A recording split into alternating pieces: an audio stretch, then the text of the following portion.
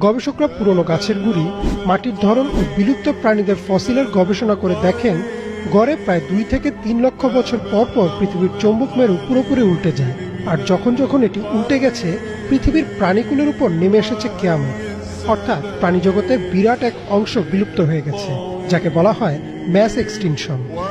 সর্বশেষ চৌম্বক মেরু উল্টে গিয়েছিল 7,80,000 বছর আগে, অর্থাৎ আমরা নির্ধারিত সময় থেকেও অনেক এগিয়ে গেছি।